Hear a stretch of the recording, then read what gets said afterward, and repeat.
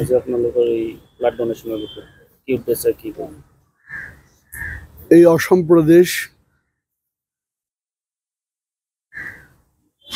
ভগবান শঙ্করদেব তার প্রিয় শিষ্য মাধব দেশের স্থান, যাদের মাধ্যমে ভগবত কথা সমগ্র অসম প্রদেশে প্রচারিত। ভগবত কথার উদ্দেশ্য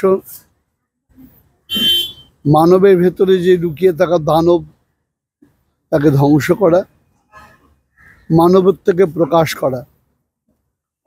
মানুষ যদি মানুষের পাশে না দাঁড়ায় তাহলে কিসের মানবত্ব?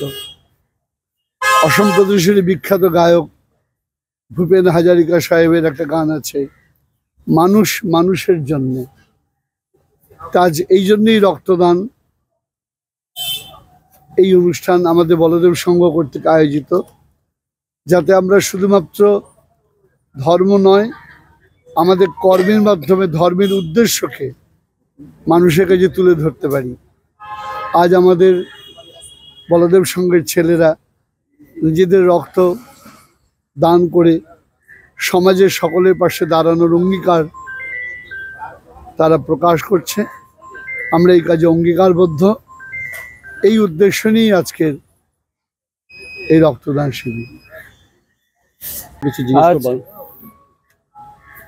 মানুষের মাঝখানে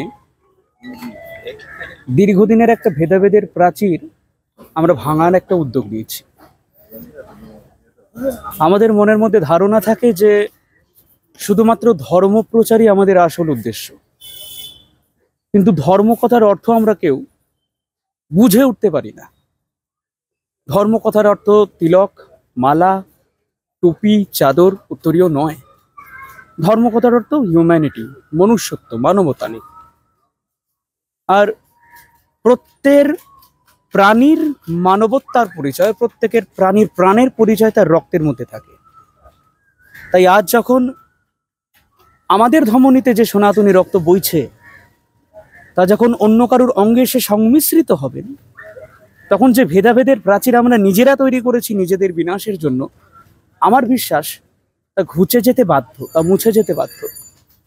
তাই রক্তদান শুধু না, একটা সাম্প্রদায়িক বার্তা, একটা একতার বার্তা দেওয়ার জন্য আমি এবং আমার পূজ্যপাদ পিতা প্রভুপাদ ছিল শ্রীযুক্ত রতনকৃষ্ণ গোস্বামীপাদ সুদূর নবদ্বীপ থেকে আসাম রাজ্যে এসেছি, আসামের মানুষের সাথে এক হতে, পৃথিবীর মানুষের সাথে এক হতে, বিশ্বব্যাপী প্রত্যেকটি মানুষের সাথে নিজের এই ভ্রাতৃত্ব বোধ, এই হিউম্যানিটির বোধকে জাগিয়ে রাখার জন্য। নমস্কার।